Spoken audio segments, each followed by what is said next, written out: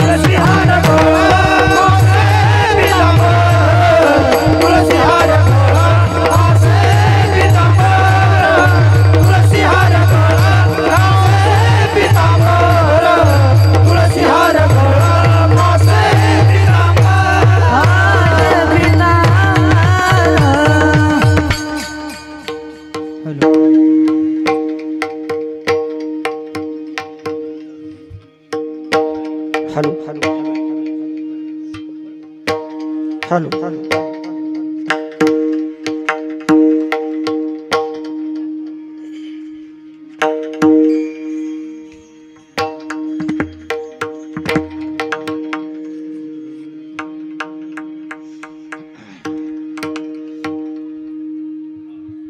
तुका मने माझे हेचे सर्व सुख तुका मने माझे हेचे सर्व सुख मने माझे हेचे सर्व सुख तुका मने माझे हेचे सर्व सुख तुका मने माझे हेचे सर्व सुख तुका मने माझे हेचे सर्व सुख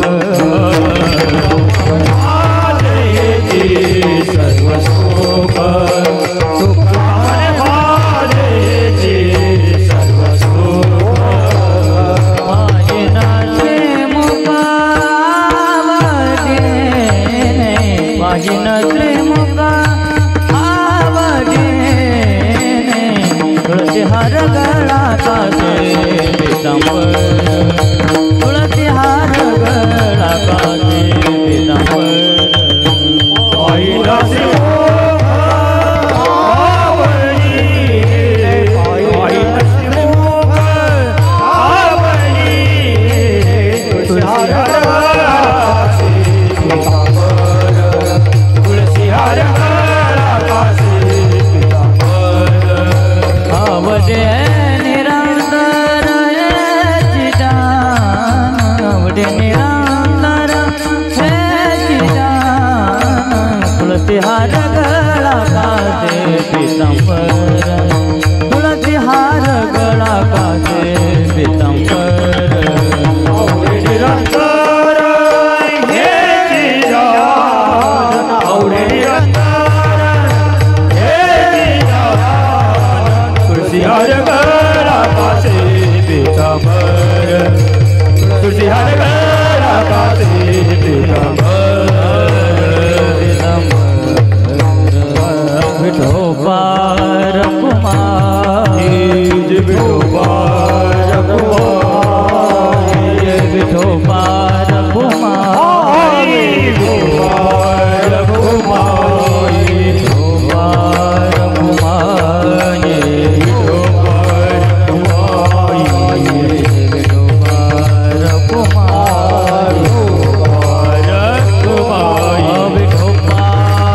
कुमारी विठोबार कुमारी विठोबार कुमारी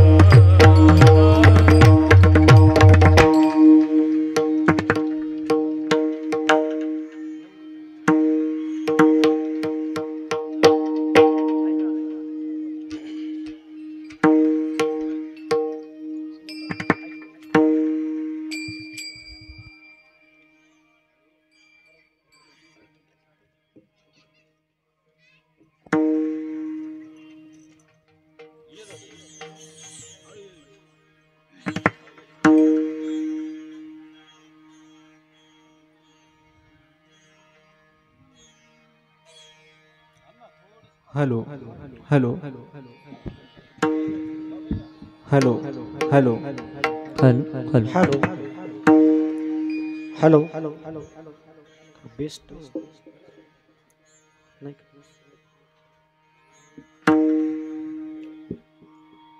जय जय राम कृष्ण हरे हरे जय राम कृष्ण हरे हरे जय जय राम कृष्ण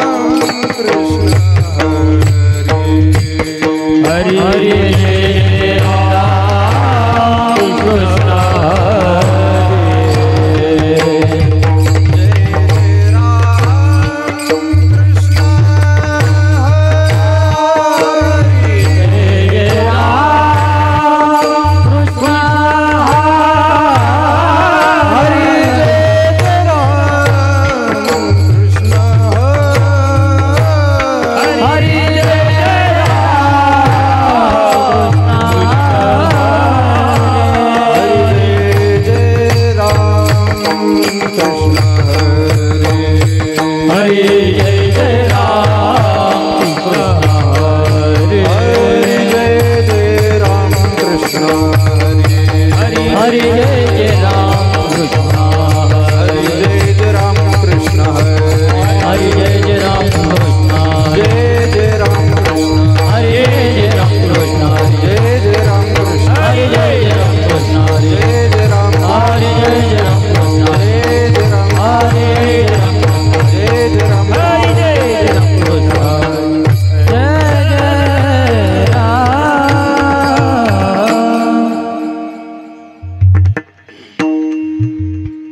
रूप पाहता लोचनी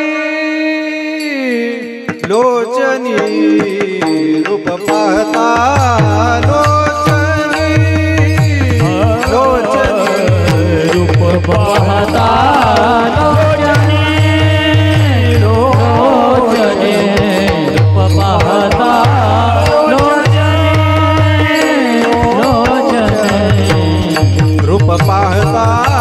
लोचनी लोचनी रूप पाहता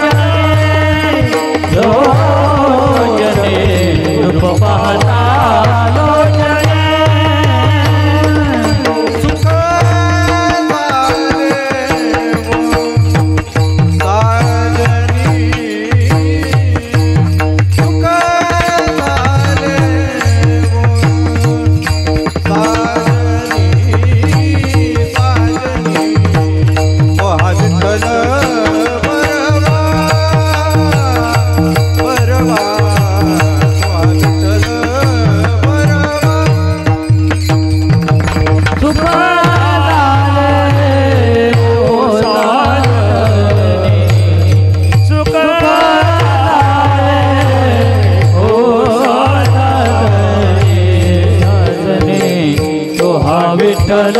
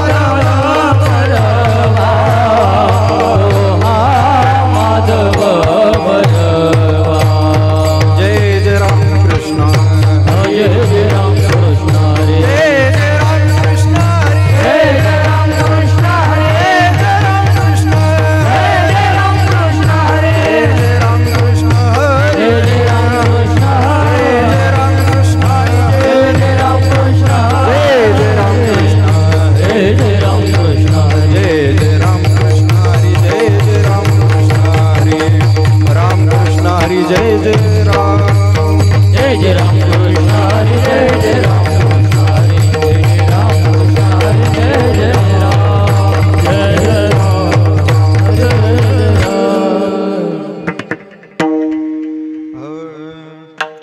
मैं भूली घर जाने बाट मैं भूली घर जाने बाट मैं भूली घर जाने बाट मैं भूली घर जाने बाट मैं भूली घर जाने बाट मैं भूली घर जाने बाट मैं भूली घर जाने बाट मैं भूली घर जाने बाट गोरस बेचने आई हाट गोरस बेचने आई हाट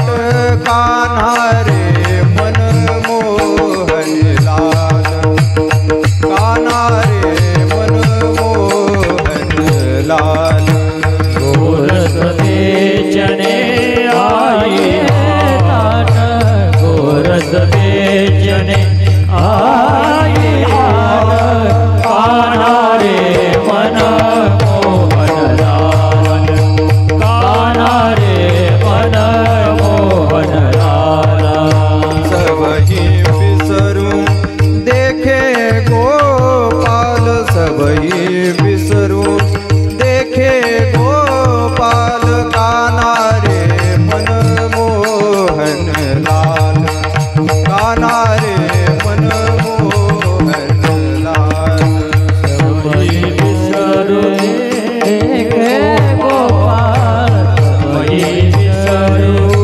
देखे गोपाल कान्हा रे मन मोहन लाल कान्हा रे मन मोहन लाल कहा पगडारू देखे अनेरा कहा पगडारू देखे अनेरा कहाँ पगडालो देखे अनेरा कहाँ पगडालो देखे अनेरा देखे तो सब वही ने घेरा देखे तो सब वही ने घेरा कान्हा रे मन मोहन लाल कान्हा रे मन मोहन लाल देखे तो सब वही ने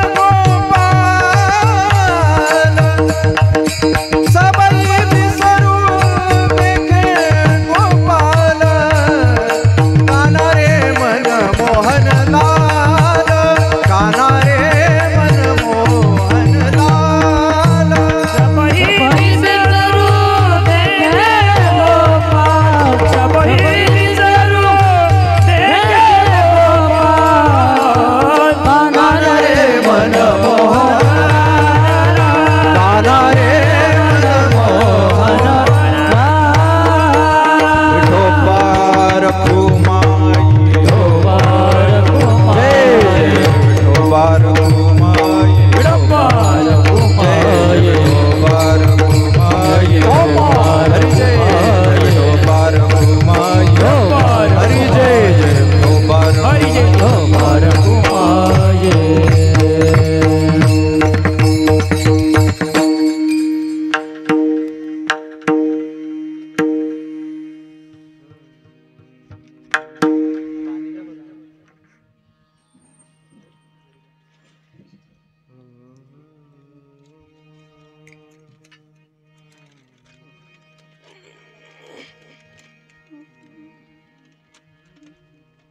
मैं भूली घर जाने बाट, मैं भूली घर जाने बाट, मैं भूले घर जाने बाटा, मैं भूले घर जाने बाटा।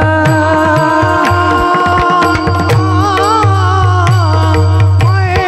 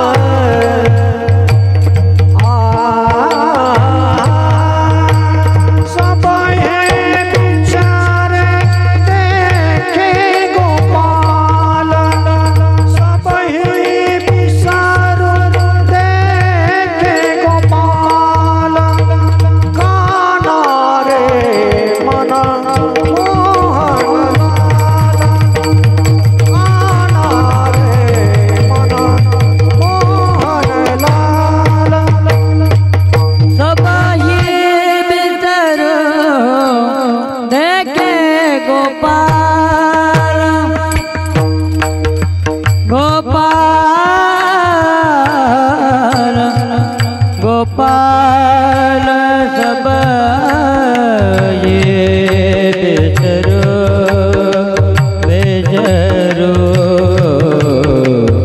बेजरो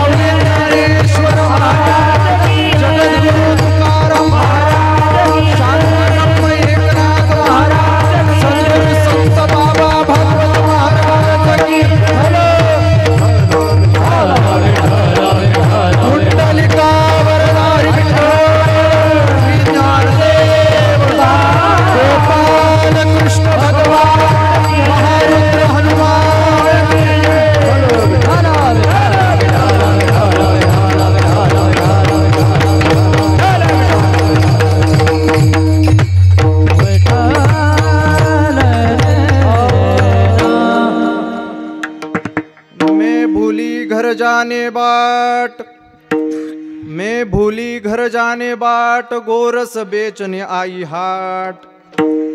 कान्हा रे मन मोहन लाल, सबही बिसरू देखे गोपाल। कहा पगडारू देखे अनेरा, देखे तो सब वही ने घेरा। कान्हा रे मन मोहन लाल, सबही बिसरू देखे गोपाल। हूँ तो थकीत भैरे तुका, हूँ तो थकीत भैरे तुका, भागा रे सब मन का धोखा। कान्हा रे मन मोहन लाल, सबही बिसरू देखे गोपाल। विठ्ठल विठ्ठल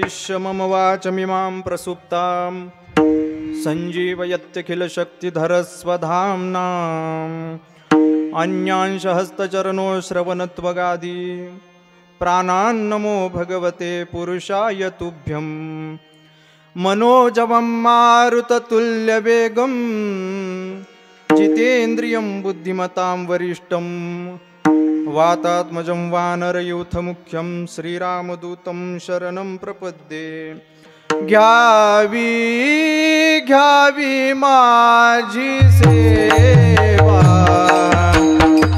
दीन दुर्बळाची देवा दीन दुर्बळाची देवा दीन दुर्बळाची देवा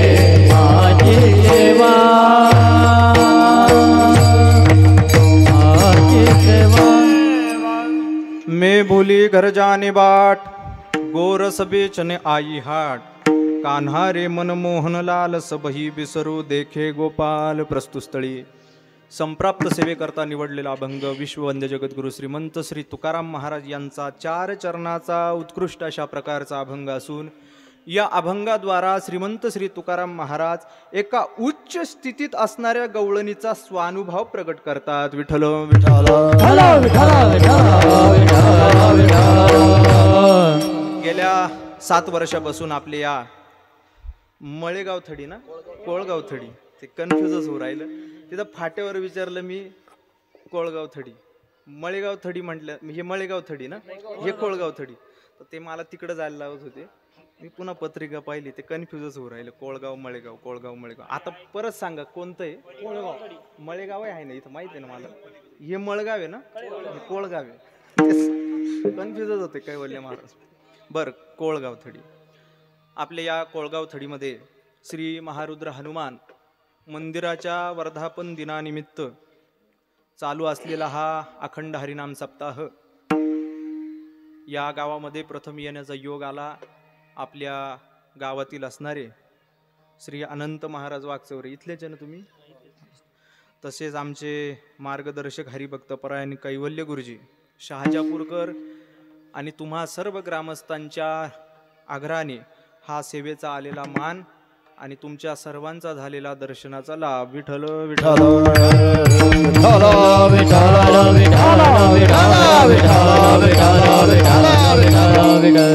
आपल्या सर्वांना माहिती आज काल्याचं कीर्तन आहे. खरं तर काल्याचं कीर्तन बहुतांश आता सकाळी ठेवलं जायचं, आता बहुतांश संध्याकाळी ठेवलं जातं. आता अंधार पडल्यानंतर वाटतच नाही की हे काल्याचं कीर्तन आहे, परंतु आहे काल्याचं कीर्तन.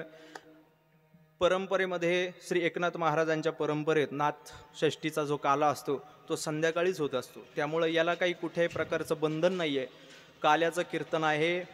काल्याचं कीर्तन म्हणजे पूर्णतेचं कीर्तन आहे. मंदिराची पूर्णता होते कलश झाल्यानंतर, मंदिराची काय होते? पूर्णता. नद्या कुठपर्यंत प्रवाहित होता? एकदा समुद्राला जाऊन मिळाल्या. तुका म्हणे गंगा सागर संगमी किंवा समुद्र मापनम प्रविशती यद्वत, गीतेमध्ये असं सांगितलंय. एकदा समुद्राला गंगा जाऊन मिळाली की गंगेची काय झाली? पूर्णता झाली. गंगेची पूर्ण, त्याच्या पुढे काय प्रवाहित होणार आहे? गंगा. जुने कीर्तनकार एक दृष्टांत द्यायचे.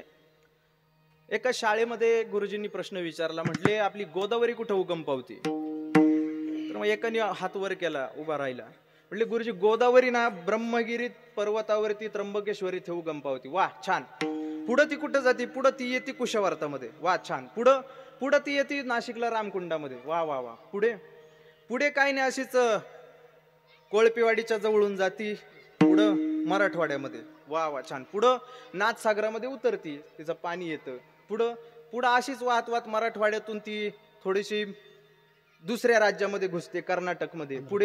पुढं कर्नाटकातून पुन्हा महाराष्ट्रात घुसते, यवतमाळ जवळ. पुन्हा यवतमाळच्या तिकडून पुन्हा ती महाराष्ट्रातून बाहेर जाते आणि बंगालच्या उपसागराला जाऊन मिळते. बरं, पुढे कुठे जाते? म्हटले पुढे तुमच्या डोक्यात जाते. म्हटले आता गंगा एकदा समुद्राला जाऊन मिळाली, त्याची पूर्णता झाली. तसं सगळ्या सप्ताहाची, तो 7 दिवसाचा असू द्या, महिन्याचा असू द्या, 3 दिवसाचा असू द्या, सगळ्या अखंड हरिनाम सप्त्याची समाप्ती ही काल्याच्या कीर्तनाने व्हावी, असा संप्रदायाचा अलिखित दंडक आहे. विठ्ठल विठ्ठल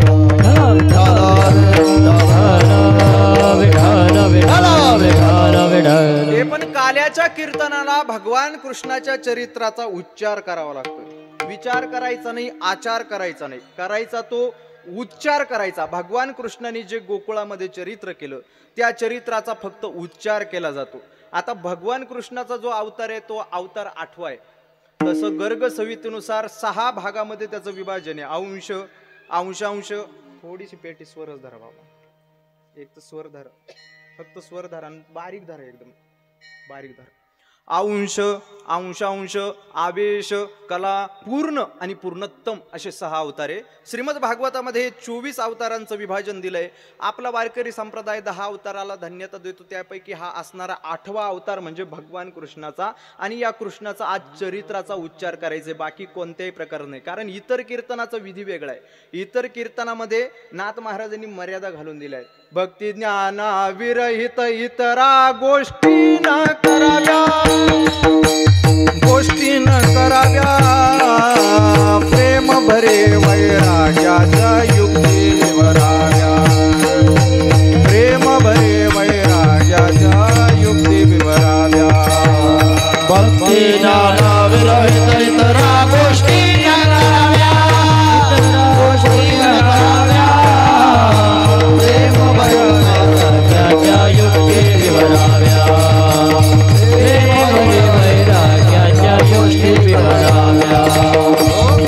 इतर कीर्तनामध्ये भक्ती ज्ञान वैराग्य शिवाय काही बोलायचं नाही. पण काल्याचं कीर्तन असं आहे, त्याला थोडंसं अपवाद आहे. काल्याच्या कीर्तनाचा विधी वेगळा आहे. काल्याच्या कीर्तनामध्ये चरित्र ते उच्चारावे केले देवे गोकुळे. गोकुळात जे भगवान कृष्णाने चरित्र केलं त्याचा उच्चार करायचा. विठ्ठल विठ्ठल विठ्ठल. जगद्गुरु तुकाराम महाराज प्रस्तुत अभंगामध्ये, इको कमी करा दादा, जगद्गुरु तुकाराम महाराज प्रस्तुत अभंगामध्ये, इको कमी करा, फक्त गायनाला इको द्या, आवाज मोकळा द्या थोडासा. मला थोडी लांब उभं राहायची सवय.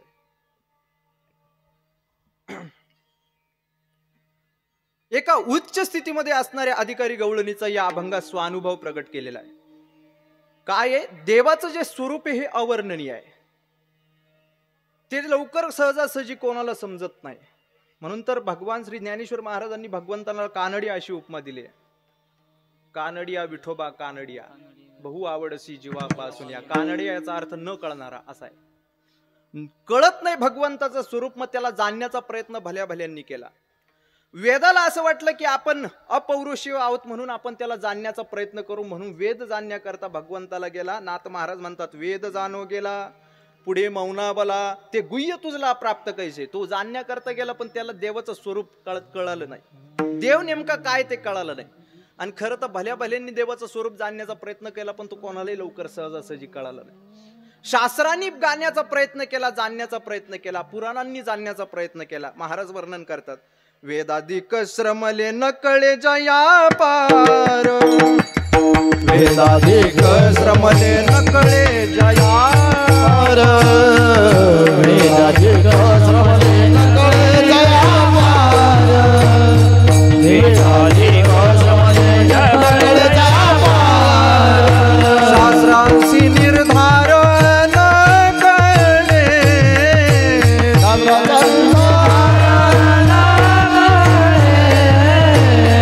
तुहारे श्री हरी नंदाची ये घरी, तुहारे श्री हरी नंदाची ये घरी, तुहारे हरी नंदाची घरी, तुहारे हरी नंदाची घरी. वेद पुराण शास्त्र त्याला जाणण्याकरता गेलं पण वेदाधिक श्रमले न कळे जया पार, शास्त्राची निर्धार न कळेची. पुसू नका बाई वेदाची काही कळलेची नाही, शेष शिनल्या झाल्या द्विसहस्र जीवा जीवा देव का हो विटेवरी हो, देव का हो विटेवरी काय पुसावं त्याला. शेष जाणण्याकरता गेला पण जीवाची ऋणी पलंगू झाला, त्याची जीवेला चीर गेली तेव्हा त्याने आसन बनणं त्याला परवडलं पण देवाचं स्वरूप हे कळलं नाही. परंतु त्या वेदातल्या श्रुती ज्या होत्यात ना त्या श्रुतींना असं वाटलं की आपण भगवंताची भक्ती तरी निदान करू शकतोय, परंतु त्या श्रुती रूपानं भगवंताची भक्ती शक्य नव्हते. मग त्या वेदातल्या श्रुती रूपानं भगवंताची भक्ती शक्य नसल्यामुळं त्या गवळणींच्या रूपानं पुन्हा गोकुळामध्ये आल्या. त्या हा जान वेद गर्भेच्या श्रुती रूपे नवे मत प्राप्ती, म्हणून परतल्या नीती नीती माझी सुख संगती न पविती. त्या वेदातल्या श्रुती गवळणीच्या रूपाने परत गोकुळामध्ये अवतीर्ण झाल्या. त्या 3 प्रकारे अवतीर्ण झाल्या, कोणी सुना, कोणी लेकी, कोणी एकी स्वतंत्रा किंवा स्वतंत्रा. कोणी सुनेच्या रूपाने आलं, कोणी लेकीच्या रूपाने आलं आणि कोणी स्वतंत्र नाम सासूच्या रूपाने आलं. आता लेकीला काही ठिकाणी पारतंत्र आहे, काही ठिकाणी स्वातंत्र्य आहे. लेक जी असते तिला कुठं पारतंत्र आहे, लेकीला तिच्या सासरी पारतंत्र आहे आणि माहेरी ती स्वतंत्र आहे. सुनेला मात्र लेकीपेक्षा थोडस जास्त खडतर आहे. तिला सासरी तर पारतंत्रच आहे पण माहेरी सुद्धा लग्न झाल्यामुळं थोडस पारतंत्र आहे. पण सासू मात्र अशी आहे, सासूला दोन्ही ठिकाणी मात्र स्वतंत्र आहे. आता ती स्वतंत्र आहे पण पारमार्थिक बाबतीत विचार केला तर ही जी सासू आहे ही उच्च अधिकारी आहे. जी स्वतंत्र आहे ना ती उच्च अधिकारी. का? तिने जीवनभरामध्ये फार साधना केली आहे, अथक परिश्रम केलाय देव प्राप्ती करता आणि त्या साधनेच्या बळावरती ती आता त्या अवस्थेला आलेली आहे. तिची इतकी परमार्थ झालेला आहे का परमार्थामध्ये उच्चतर अवस्था तिला प्राप्त झाली आहे. महाराज तुम्हाला कसं माहिती हो, तुकाराम महाराज म्हणतात जेवढे झाले अवतार तुका त्यांचे, ते तिथं उद्धवाच्या रूपात होते त्यांनी त्या गवळणीची अवस्था पाहिली होती तुकाराम महाराजांनी. मग त्या गवळणीची अवस्था अशी झाली होती. महाराज पुढे म्हणतात त्या गवळणीची अवस्था अशी झाली होती, तुका म्हणे देवा आयशा देव पिशा उदारा. त्या गवळणी म्हणतात वेड्या झाल्या होत्या. का? त्यांचा एकच विषय त्यांनी धरला होता, एक विषय तो सकळांचा हरी, एक विषय तो सकळांचा हरी, त्याच्या आवडीने आवडी तरी, त्याच्या आवडीने आवडी तरी. अंधवैर ही प्रीती लोकाचारी त्यांची कीर्ती गायली पूर्णांतरी वो. त्यांचा एकच विषय झालेला होता फक्त भगवान श्रीकृष्ण. दही दूध विक्री करता जायचं तरी दही घ्या दूध घ्या नाही, गोविंदू घ्या कोणी दामोदरू घ्या गे, तव तव हसती मथुरे चागे. गोविंदू घ्या कोणी दामोदरू घ्या अशी स्थिती. महाराज सगळे लोक त्यांना वेड म्हणायचे. आता बाजारात एखादं जरा कोळपेवाडीच्या बाजारात त्याच्यावरती डोक्यावरती भाजी आहे समजा, आणि तो जर म्हटला राम घ्या श्याम घ्या, राम घ्या श्याम घ्या, लोक काय म्हणतील, वेड आहे का नाही? मग त्या गवळणी तशाच करायच्या, गोविंद घ्या दामोदर, लोक म्हणायला लागली वेड झाली गवळण, वेडी झाली. पण ते तुकाराम महाराजांनी असं प्रमाण दिलंय, देवा ऐशा देव पिशा उदारा, देवासारख्या देव वेड्या झाल्या होत्या, किंवा त्यांना जे वेड लागलं होतं ते देवाचं वेड लागलेलं होतं. कारण आता ज्याला देवाचं वेड लागतं ना त्याला आपण वेडच म्हणतो, पण शुद्ध वेडे वेगळे आणि पारमार्थिक वेडे वेगळे असतात. पारमार्थिक वेडे म्हणजे काय? पारमार्थिक वेडे नाम संत आहे. पाहुणा पालवेल पालन, पायी चढवेल गगन, भूत भविष्य कळो येईल वर्तमान, तरी त्या साधूचे नकळे महिमान, ऐसे कैसे आणि भेटती ते साधू, ते भेटणं फार अवघड आहे. व्याघ्रसियाचे दूध जोडे चंद्र अमृते हाता चढे, परी हरिप्रियांशी भेटी नातुडे, हे दुर्लभ भाग्य गाडे मनुष्या. शुद्ध वेडे तर कुठेही भेटतील आपल्याला, वेड्यांना काही कमतरता आहे का इथं? एक जण वेड्याच्या दवाखान्यामध्ये एक वेडा होता, तो वेड्या भिंतीला रोज कान लावायचा, एका भिंत होती अशी त्या दवाखान्यात, रोज कान लावायचा. आता वेड्याला हेच कळत नाही का मी वेडा आहे, त्याला कळत नाही. मग तो कान लावायचा, त्याला उपचार करणारे सायकोलॉजिस्ट डॉक्टर होते, मानसोपचार तज्ञ MD डॉक्टर होते, ते उपचार करायचे त्याच्यावरती रोज पाहिजे. आणि भिंतीला कान लावलेलं त्याला म्हणायचे, काय रे चाल बाजूला, हुसकून द्यायचे त्याला. दुसऱ्या दिवशी पुन्हा येऊन पाहिलं की यांनी कान लावलेलं, काय रे चाल बाजूला, हुसकून द्यायचे. तिसऱ्या दिवशी पुन्हा कान लावलेला, बरेच दिवस कान लावले. शेवट डॉक्टरलाच असं वाटलं, ज्या अर्थी हा वेडा रोज हुसकून दिलं तरी पुन्हा कान लावतो, त्या अर्थी या भिंतीत काहीतरी त्याला आवाज येत असावा. कोणाला वाटलं? सायकोलॉजिस्ट डॉक्टर होता, मानसोपचार तज्ञ. एक दिवस त्या वेड्याला हुसकलं, डॉक्टरनेच कान लावला. 10 मिनिटं झाली, काहीच ऐकायला नाही. 15 मिनिटं काहीच नाही. 1 तास काहीच नाही. 2 तास काहीच नाही. 3 तास काहीच नाही. वेड्याला इकडे, अरे 3 तास झाली कान लावतो, काय ऐकायला येत नाही, तुला काय येतं रे? म्हटले 3 तास, 6 महिन्यापासून कान लावते, मला काही ऐकायला येत नाही, तुम्हाला काय ऐकायला येत? हे शुद्ध वेडे. पण पारमार्थिक वेडे तसे नसतात, त्यांना देवाचं वेड लागलेलं असतं. आणि म्हणून ती साधनेची एक अवस्था असते. काय आहे? जगद्गुरु तुकाराम महाराजांसारखे जे संत आहेत ते उच्चतर पारमार्थिक साधनेमध्ये आहे. त्यांची ती साधने करता त्यांनी केलेला अथक परिश्रम आहे. याच्यासाठी केला होता अट्टहास, हा दशक्रियांवर श्राद्धाचा अभंगच नाहीये. शेवटाचा दिवस म्हणजे मसनात जायचा दिवस असा त्याचा अर्थच नाहीये. अवस्था आहे जगद्गुरु तुकाराम महाराजांची की आम्ही याच्यासाठी केला, अट्टहास नाम साधना केली, शेवटचा दिवस नाम अवस्थेला प्राप्त झालो. कारण त्यांची मरण्याची अवस्था नव्हती, मग ते एका अवस्थेत जाण्याकरता त्यांना प्रयोजन होतं, त्या अवस्थेला ते प्राप्त झाले. किंवा महाराजांच्या अनेक अवस्थेचे अभंग एक प्रमाण देतो. निरंजनी आम्ही बांधियले घर, निरंजनी आम्ही बांधियले घर, निरंजनी आम्ही बांधियले घर, निरंजनी आम्ही बांधियले घर. निराकार निरंतर राहिलो से,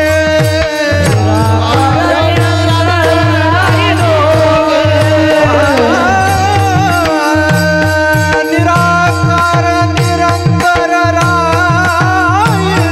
से, निराकार निरंतर राहिलो से, निराभासी पूर्ण झालो समरस, निराभासी पूर्ण झालो समरस, निराभासी पूर्ण झालो समरस, निराभासी पूर्ण झालो समरस, निराभासी पूर्ण झालो समरस, निराभासी पूर्ण झालो समरस. हो निराभासी पूर्ण झालो समरस, निराभासी पूर्ण झालो समरस. निरंजनी आम्ही बांधियले घर, आम्ही घर बांधलं नाम अवस्थेला आलो. आता आम्हाला जग कसं प्रतिपादित होतं? निराभासी पूर्ण झालो समरस, अखंड ऐक्याचं पावलो आम्ही. तुका म्हणे आता नाही अहंकार, झालो तदाकार नित्य शुद्ध. आता अहंकार नाहीये, शुद्धतेला प्राप्त झालो, उच्चतर स्थितीमध्ये आलो. त्या गवळणीचा हाच भाव होता का त्यांनी पारमार्थिक साधना उच्च कोटीची केलेली होती. आणि आता भगवान कृष्ण सोडून इतर कुठेही त्यांना काही दिसत नाही. बोलण्याची नाही आता देवाविन काही, वाचा वाचत्वासी नये कोठे काय करावे. आता देव सोडून त्या गवळणींना काही नव्हतं. अशीच एक गवळण मथुरेत बाजारा करता चालली, दही दूध विक्रय करण्याकरता अशी जंगल वाटेने चालली, मध्ये जंगलामध्ये फसली. तर तिला तिथं काय अनुभव आला महाराज त्याचं वर्णन अभंगाच्या पहिल्या चरणात करतात. मैं भूली घर जाने बाट, मैं भूली घर जाने बाट, मैं भूली घर जाने बाट, मैं भूली घर जाने बाट, मैं भूली घर जाने बाट, मैं भूली घर जाने बाट,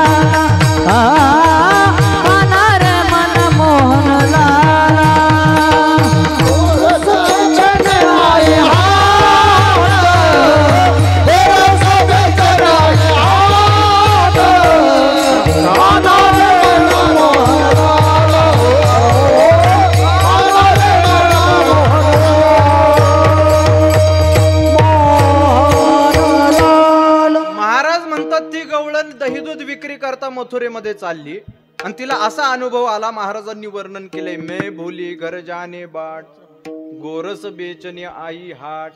मी बाजारात गोरस विकण्याकरता चालले आणि मी रस्ता विसरले. मैं भूली घर जाने बाट, ब्रज भाषेतली तो अभंग आहे तुकाराम महाराजांचा. मैं भूली घर जाने बाट, मी रस्ता विसरले. विचार करा बरं, रोजचाच जायचा रस्ता आहे. पेटी राहू द्या, मग बंद करून ठेवा, मला पेटी लागत नाही. पेटी बंद करून ठेवा तुम्ही, फक्त पखवाजाच्या थाप देत चला.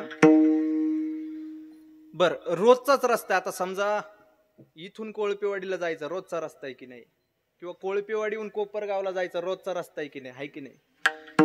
मग आता रोजचाच रस्ता आहे, रोजच जाणारा माणूस आहे, तो कधी वाट चुकेल का? रोजच जायचंय त्याला त्या रस्त्याने, तो कधी वाट चुकेल का? तो एकदा वाट चुकेल, पण तो माणूस जर त्या वाटेला जाणारा असला तर चुकेल. कोणत्या वाटेला? समजा इथून जाता जाता लगेच उजवीकडे वळला तर आलं ना लक्षात तुमच्या? बाकीच्यांचं जेवण झाल्यावर लक्षात येईल. समजा वळला तर मात्र वाट चुकण्याची शक्यता आहे. पण एखादा नील माणूस आहे, नील म्हणजे काय, चांगला माणूस आहे, तो कधी वाट चुकेल का असं वाटत नाही. पण ही गवळण मात्र वाट चुकली. तुम्हाला काय वाटतं, गवळणीने काही केलं असावं का? हा नाही ना, तिने पण घेतली होती, पण तिने सोमरस नव्हता घेतला, मग तिने ब्रह्मरस घेतला. विषयी विसर पडिला निशेष, विषयी विसर पडिला निशेष, विषयी विसर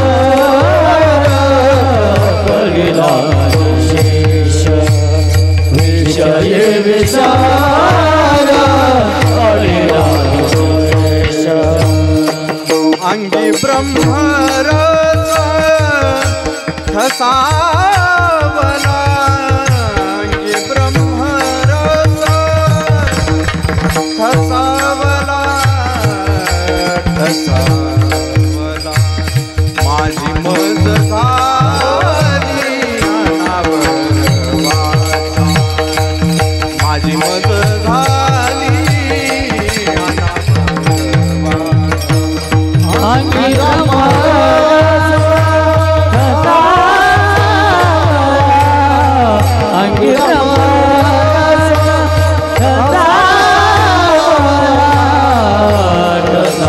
ठसावला, माझी मज झाली अनावर वाचा, माझी मज झाली अनावर वाचा. ती रस्ता चुकली याचं एकमेव कारण आहे. अंगी ब्रह्मरस ठसावला, विषयी विसर पडिला निशेष, विषयाचा तिला विसर पडला. अंगी ब्रह्मरस ठसावला याचा अर्थ, ठसावला याचा अर्थ काय, का खूप घेतला, खूप घेतला, इतकी घेतली का तिला विसर पडला. कुठं? मे भुली घर जाणे बाट, घरी जायची वाट विसरली. विक्री करता चालली होती ती गोरस. गोरस याचा अर्थ असा आहे, आपली इंद्रिय तिने इंद्रियावरती जय मिळवला आणि इंद्रियावरती जय मिळवला आणि आपल्या स्वरूपाचा तिला विसर पडला. आणि म्हणून तुकाराम महाराजांनी तिचं वर्णन केलं का ती इतक्या उच्च स्थितीला गेली का ती घरी जायची वाट विसरली. गोरस बेचणे आई हाट. महाराज ठीक आहे, पण तिला गोरस बेचणे आई हाट, घरी जायची वाट विसरली, याचा अर्थ नेमका काय घ्यायचा? तर त्याचा अर्थ असा आहे, खरोखरच ती वाट विसरली असा त्याचा अर्थ नाहीये. मग ती प्रपंचात जायची वाट विसरली. प्रपंच नाम दुःख. तिला समोर सुख प्राप्त झालं आणि आता तिला मात्र दुःख नको होतं. कोणाला सुख प्राप्त झाल्यानंतर दुःख यावं वाटतं सांगा मला? एखाद्याला सुख प्राप्त झालं समजा देवकृपेने, तर त्याला दुःख पुन्हा यावं वाटतंय का?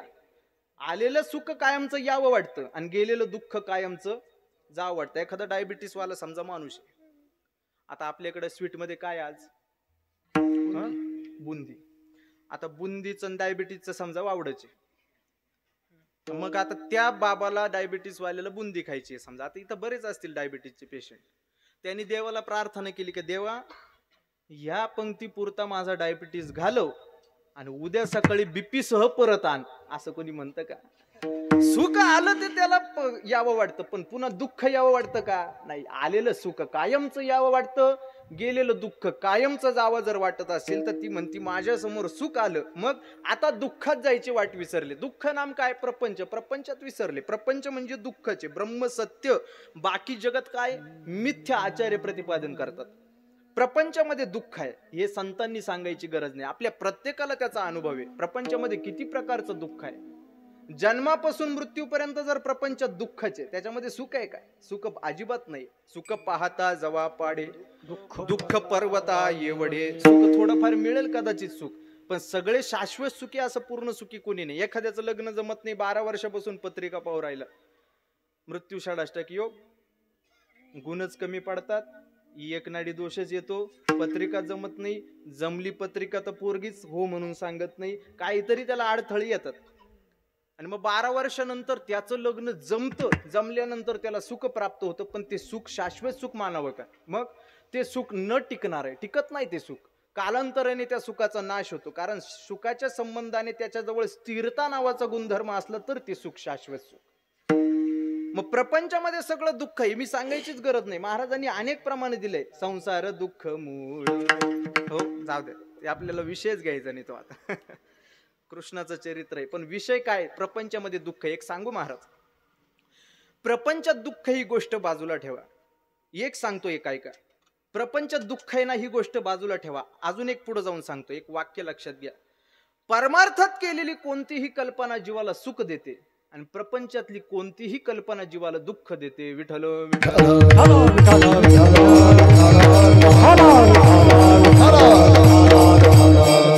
कारण सुख हा जो शब्द आहे हा परमार्थाच्याच भांड्यात शोभणार आहे, तो प्रपंचाच्या शोभत नाही.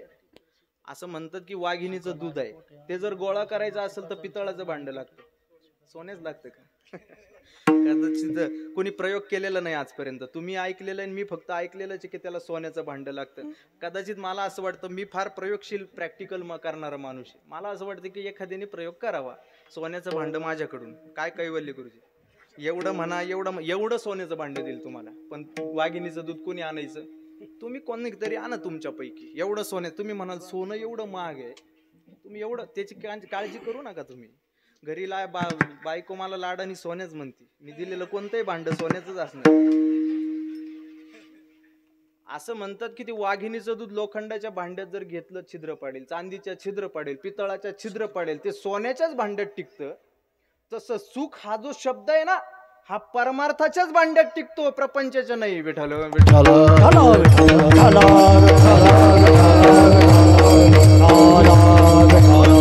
आणि तो खोटा आहे असं कधी कळतं? 90 वर्ष संपल्यानंतर. रज्जू सर्पाकार भासियले जगडंबर, वेदांत शास्त्र असं सांगतं. प्रकाशमय अवस्थेमध्ये एक दोरी चमकते, दोरीला पाहणारे 2 लोक आहे. एक विवेकी पुरुष नाम संत आहे आणि एक जीव आहे. जीव असं म्हणतो की तो सर्प आहे आणि संत म्हणतात ती दोरी आहे. जीव काय म्हणतो? सर्प आहे. संत म्हणतात दोरी आहे. संत म्हणतात अरे मूर्खा जरा जवळ जाऊन पाय, मग कळेल ती दोरी आहे का सरप आहे. हा जीव जवळ जातो त्याचे मन भरत नाही, मग त्या दोरीला अगदी हात लावून पाहतो आणि मग संतांकडे दिशा निर्देश करतो की तुम्ही म्हणत होते ते खरं आहे, हा सर्प नसून ही काय आहे, दोरीच आहे. संतांनी लांबून ओळखलं ती दोरी आहे. जीवाला जवळ जाऊन पाहावं लागलं तेव्हा कळालं दोरी आहे. पण जीवाला जवळ जाऊन पाहत असताना त्या जीवाची वयाची 90 वर्ष संपलेली असतात, मग कळतं की ही दोरी आहे. प्रपंचाचं तसंच आहे. प्रपंच खोटा एक कळण्याकरता आयुष्य संपावं लागतं. विठ्ठल विठ्ठल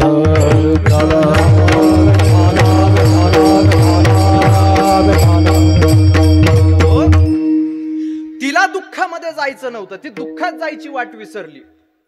पण तिला असं सुख काय प्राप्त झालं म्हणून ती दुःख विसरली. काहीतरी गोष्ट त्याच्या पलीकडे जास्तची प्राप्त व्हावी तेव्हा त्याची गरज भासत नाही. पहिल्या गोष्टीची काहीतरी जास्त मिळव वाटतं आणि मग त्याची गरज भासत नाही. प्रपंच कधी नको वाटेल माणसाला सांगू का, प्रपंचाच्या पेक्षा दुप्पट क्वालिटीची चांगली गोष्ट त्याला मिळाली का प्रपंच नको वाटेल.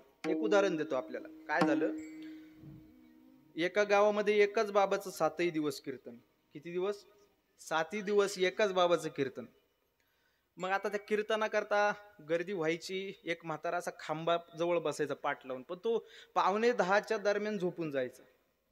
डोळा लागून जायचा त्याचा नातू बरोबर यायचा तिथे. डोळा लागला की तो विक्षेप होतो कीर्तनकाराला. कीर्तनात कोणी बडबड जरी करत असेल तरी कीर्तनकाराला विक्षेप असतोय. आणि खरं तर बडबड करूच नाही कीर्तनामध्ये. ज्याला बडबड करायची त्यांनी सोयीनुसार बसायचं, ज्याला मळायची त्यांनी सुद्धा सोयीनुसार बसायचं. आणि तसे ते सोयीनुसारच बसतात. माग पायचं इकडं थुंकायचं तिकडं, ते बरोबर बसतात. कीर्तनी बडबड करील जो कोण, बेडूक होऊन येईल जन्मा. कीर्तनात बडबड केली का पुढचा जन्म बेडकाचा. लक्षात ठेवा. तर कुठं होतो मी? कीर्तनात नव्हतो मी, दृष्टांतामध्ये होतो. नातू बरोबर आणला होता. तो नातू बरोबर आणला होता. नातू. तर मग आता हे कीर्तन संपलं. एक दिवस त्यांनी पाहिलं झोपला. दुसऱ्या दिवशी कीर्तनकार बुवानी त्या नातवाला सांगितलं, म्हटलं इकडे मी तुला रोज 25 रुपये देतो, पण तुझा आजोबा झोपला का त्याला चिमटा काढायचा. म्हटलं रोज 25 रुपये घेऊन जाय. मग ठरल्याप्रमाणे हा 9:45च्या दरम्यान झोपून जायचा. मग हा काय करायचा, चिमटा काढायचा. चिमटा काढला की तो आजोबा उठायचा. उठला की कीर्तन व्यवस्थित व्हायचं. पुन्हा मग कीर्तन संपलं की हा कीर्तनकार त्याला 25 रुपये काढून द्यायचा. असं 2-3 दिवस घडलं. चौथ्या दिवशी त्यांनी चिमटाच काढला नाही. झोपला तो झोपला, चिमटाच काढला नाही त्या नातवानी. कीर्तन झाल्यानंतर कीर्तनकार बुवानी बोलवलं. का रे? म्हटलं मी तुला 25 रुपये कधी दिले नाही का? रोज 25 रुपये देतोय ना रे तुला. मग असं काय केलं? म्हटले तू आज का उठवलं नाही? म्हटले घरी गेलं ना आजोबांनी मला सांगितलं की तुला 50 रुपये देतो. 50 रुपये देतो, पण मला उठवायचं नाही. आता ते 50 देत होते. कधी 25 कधी फिके वाटले? जेव्हा 50 प्राप्त होतात तेव्हा 25 फिके वाटतात. याचं असंच आहे की प्रपंच केव्हा नको वाटतो, जेव्हा त्याच्यापेक्षा दुपटीने आनंद एखाद्या गोष्टीमध्ये जर मिळत असेल तर तो प्रपंच नको वाटतो. तिला दुःख नको वाटत होतं, प्रपंच नको वाटत होतं. पण आनंद काय प्राप्त झाला होता, महाराज त्या आनंदाचं वर्णन दुसऱ्या चरणात करतात. काना रे मन मोहन लाल, काना रे मन मोहन लाल, काना रे मन मोहन लाल, काना रे मन मोहन लाल,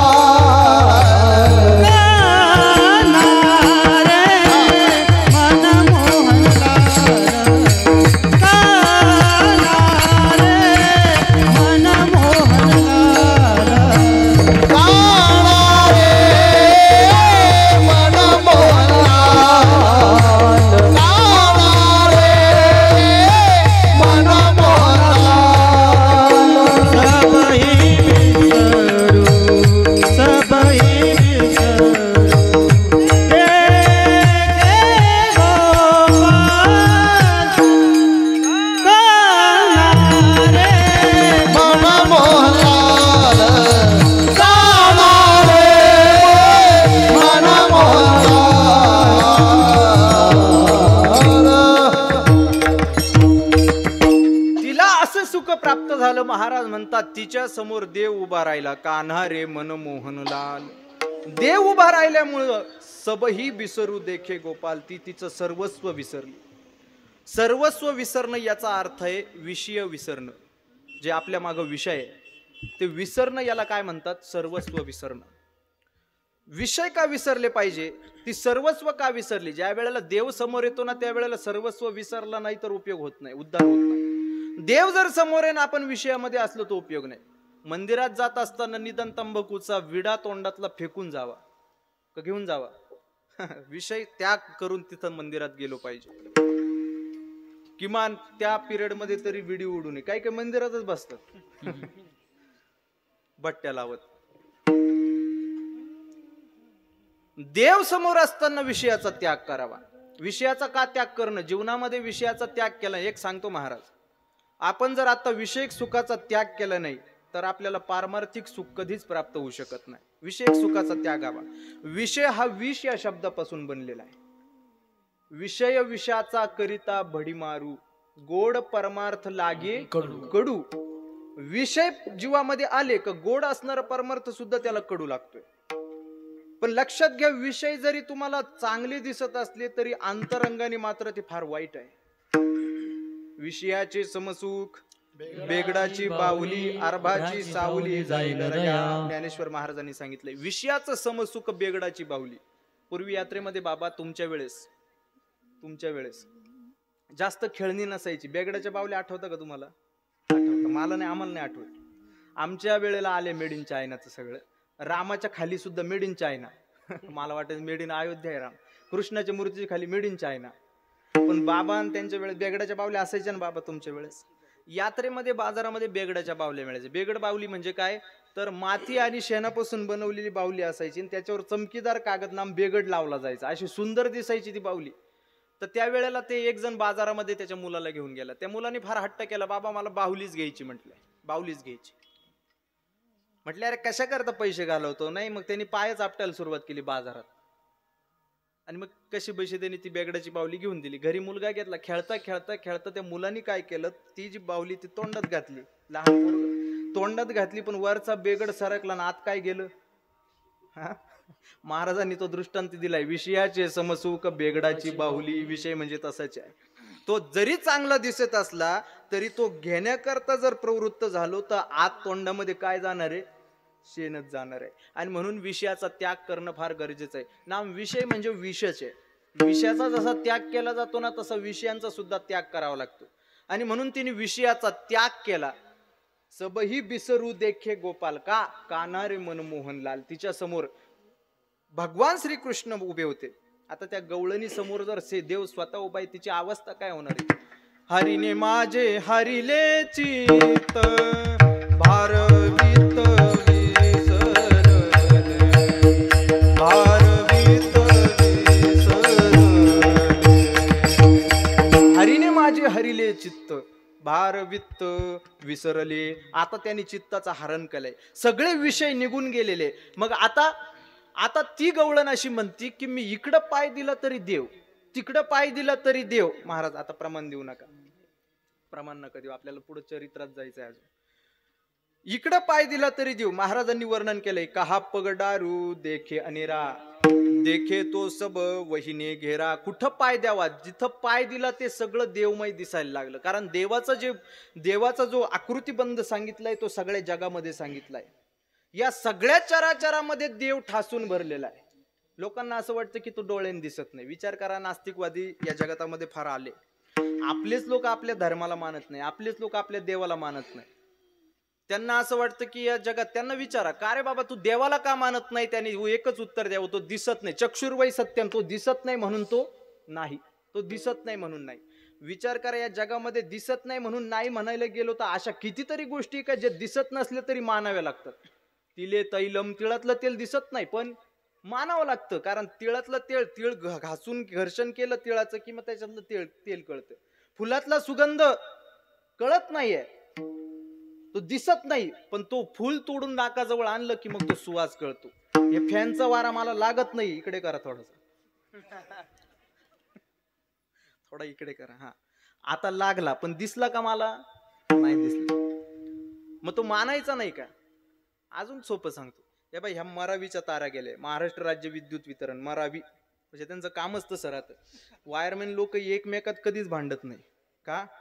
एखाद्याच्या डोक्यात जर सटकला तो का त्यांनी वर चढला की आणि बटन तिकडून फ्युजच टाकायचा, लटकला तो, म्हणून ते बसतात पण भांडण नाही करत. अर्थात बसतं म्हणजे गप्पा मारायला बसतात.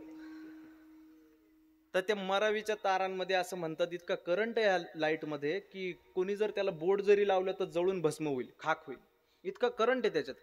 अजूनही कोणाला शंका असेल तर मला असं वाटतं की काय टेस्टरनी चेक करा बोर्डात बाबा, असं म्हणायचंय मला. एवढ्या पुढे नाही जात मी कधी. माझं म्हणणं काय आहे, ती लाईट जर नसेल ना तर टेस्टर आहे आपल्याकडे, साधन निघालं, हात लावून कसा पाहायचा. हो बाबा फार पुढे गेले तुम्ही. टेस्टरनी चेक करा, त्याच्यातला करंट तुम्हाला कळेल आहे का नाही त्याच्यामध्ये. मी औषध निर्माण शास्त्र शिकण्याकरता होतो नाशिकला, फार्मसीला. म्हणजे शुद्ध इंग्लिश मध्ये त्याला औषध निर्माण शास्त्र म्हणतात, शुद्ध मराठीत फार्मसी म्हणतात, बरोबर आहे. फार्मसीला होतो नाशिकला. त्यावेळेला आम्हाला एक नास्तिक सर होते, देवाला मानत नव्हते. मग मी काय करायचो, 10 दिवसांनी 15 दिवसांनी जायचो कॉलेजला, 15 दिवसांनी 8 दिवसांनी असं एकदा कॉलेजला जायचो.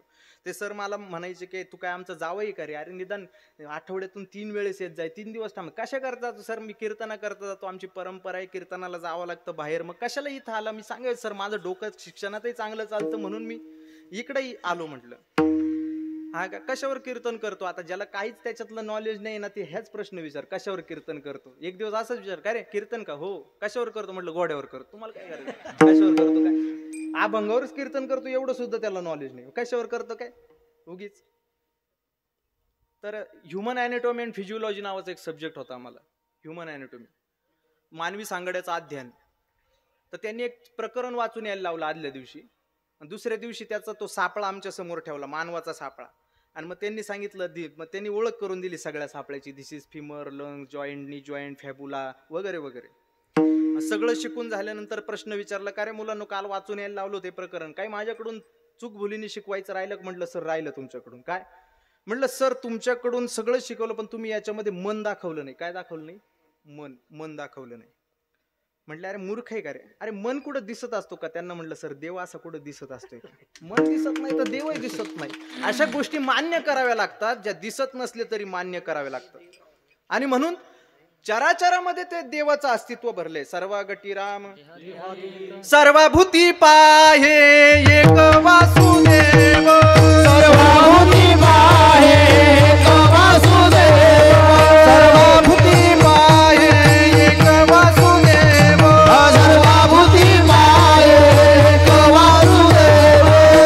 सोनिया ठाव अहंतेचा, सोनिया ठाव अहंतेचा, सोनिया ठाव अहंतेचा, सोनिया ठाव अहंतेचा.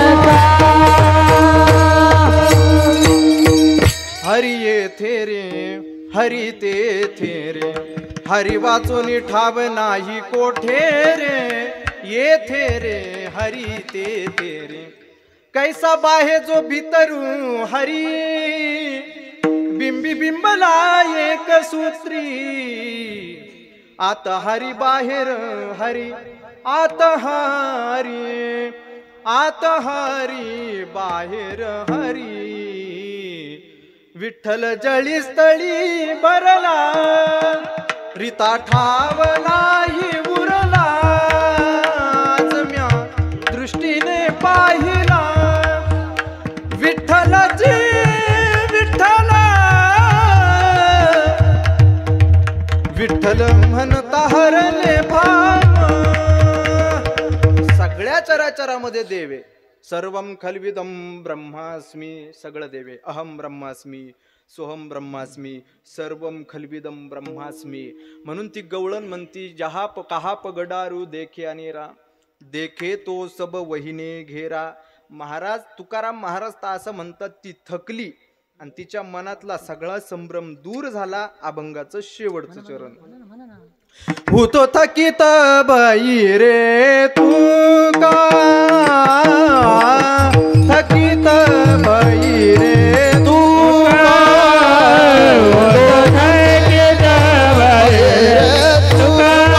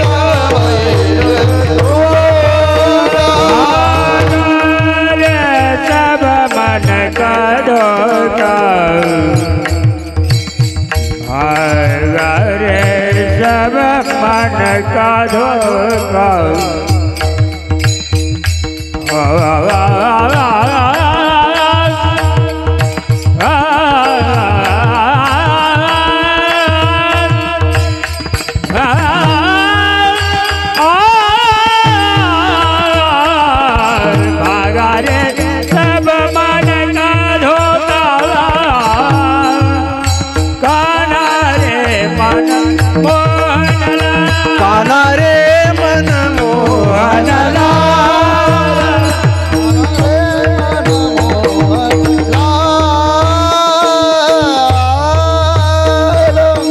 महाराज म्हणतात हू तो थकीत भैरे तुका भागा रे सब मन का धोका. आता थकीत झाले पण मनातला सगळा संभ्रम निघाला का माझ्या पुढे देव उभा राहिला. कान्हा रे मन मोहनलाल सबही विसरू देखे गोपाल. विठोबा रखुमाई विठोबा रखुमाई विठोबा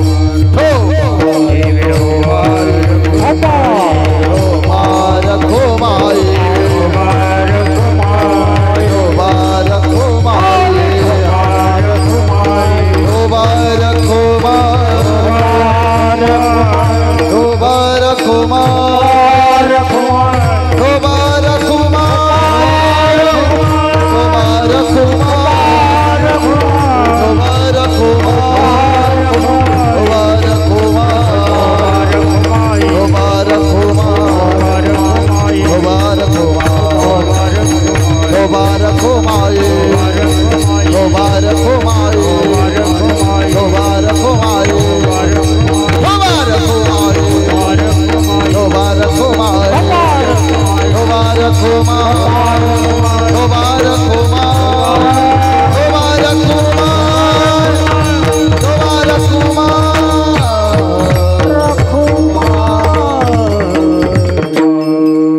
विठाला विठाला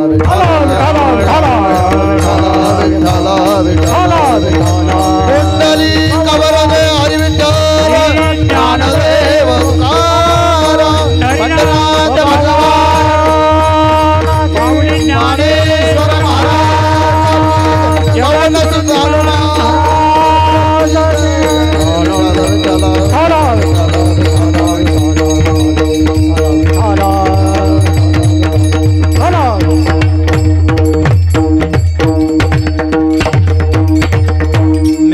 कर जाने बाट गोरस बेचने आई हाट. कान्हा रे मनमोहन लाल सबही विसरू देखे गोपाल. यथामती आता अवकाश. अभंगाचा धावत्या वेगामध्ये विचार केला.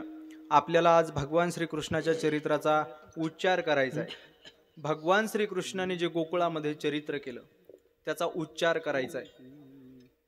झालंय का सगळं? देवाधिदेवा जगत्रया जीवा परियसी केशवा विनंती माझी. परियसी केशवा विनंती माझी. देवाधिदेवा जगत्रय देवा परियसी केशवा विनंती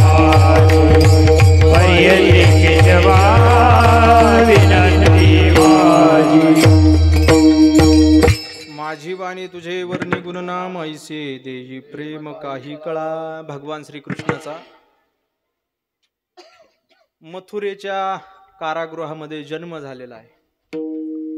8 वर्षाची मूर्ती भगवान श्रीकृष्णाची प्रगट झालेली आहे. कंसाला मारायचं आहे कारण त्याला सांगितलेलं आहे 8वा जो पुत्र वधील तुझशी रणी बाळकाशी ठेवू नको. तू ठेवू नको. 8वा तुझा वध करण्याकरता जन्माला आलाय. पुण्य वाढावया भेटे देवर्षी. देवर्षी नारदाची भेट झाली. कंसा 8व्याची वाट पाहू नको. पहिल्यापासून मार. कारण 8व्यापासून जर मोजना सुरू केली तर पहिला 8वा भरतो आणि पहिल्यापासून सुरुवात केली तर 8वा भरतो. कदाचित तो पहिले जन्म घेईल आणि 8वा म्हणून सांगेल. म्हणून पहिल्यापासून मार. का? कंसाचं पाप वाढवायचं होतं. कंसाचं पाप वाढवायचं होतं. मग त्यांनी पहिल्यापासून मारायला सुरुवात केली. पहिला मारला, दुसरा मारला, तिसरा मारला, चौथा मारला, 5वा मारला, 6वा मारला, 7वा गर्भ जिरला. रोहिणीच्या उदरामध्ये संकरित झाला म्हणून त्याला संकर्षण बलराम म्हणतात. संकर्षण आठवा मात्र भगवान कृष्णाचा जन्म रात्री 12 वाजता झाला.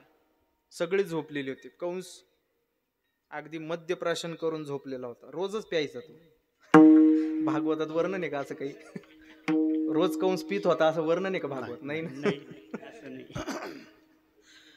राक्षसी वृत्तीचा होता ना. 12ला भगवान श्रीकृष्ण जन्माला आले. 8 वर्षाची मूर्ती प्रगट झाली. 8 वर्षाची मूर्ती पाहून सगळे हादरले. म्हटले तू लहान होय, लहान जर झाला नाही तर तो येईल आणि लगेच तुला मारेल म्हटले. मग तो लहान झाला. मग त्यांनी कानामध्ये वसुदेवाच्या सांगितलं, नंदाच्या घराला मजनी गोकुळाला. हे भागवतात असं वर्णन आहे का हे वसुदेवाच्या भगवान श्रीकृष्णांनी कानात सांगितलेले, कानात. आणि आपले प्रमाण देतात नंदाच्या घरा, कानात सांगितलंय ते. भागवतात वर्णन आहे बरं का, कानात सांगितलंय, कानात. बाबा नंदाच्या घराला मजनी गोकुळाला. पण आता हे बेड्या वगैरे तुम्ही उचला तर खरं, उचलीला कमळापती पाहिजे बंधनी गळती. आणि नेला मध्ये यमुना मातेने दर्शन दिलं. फार चरित्र मोठं आहे. यमुनेने दर्शन दिलं, ती कमी कशी झाली, काय झाली, याच्यावर फार कथा आहे महाराज. ते आता सांगू शकत नाही, वेळच नाही आपल्याला तेवढा. खूप कथा आहे, फार सुंदर कथा आहे. यमुना का आली भगवान कृष्णाकडे, ती कमी का झाली, याच्या फार मोठमोठ्या कथा आहे. नंतर सांगल तुम्हाला एखाद दिवशी, पुढच्या काल्याला सांगू. तर त्या पूर चढला यमुनेला, पूर चढला अचाट, त्यासी लाविला अंगुष्ठ. अंगठा लावून देवाने दर्शन दिलं, यमुनेचा पूर कमी झाला. भगवान कृष्णाचं आगमन गोकुळामध्ये झालेलं आहे. भगवान कृष्णाने लहानपणापासूनच चरित्राला सुरुवात केली आहे. रांगत रंगनी चोरीत लोणी, रांगत रंगनी चोरीत लोणी, रांगत रंगनी चोरीत लोणी, रांगत रंगनी चोरीत लोणी. धावून धरीत गवळ बांधित चरणी तेची गाराने, यशोदे साजनी, यशोदे साजनी, दैकृत वक्षुनी तमाल निळे नवल केले साजनी. कृष्णा परतुनी मागे लावा, कृष्णा आळवा आळवा, कृष्णा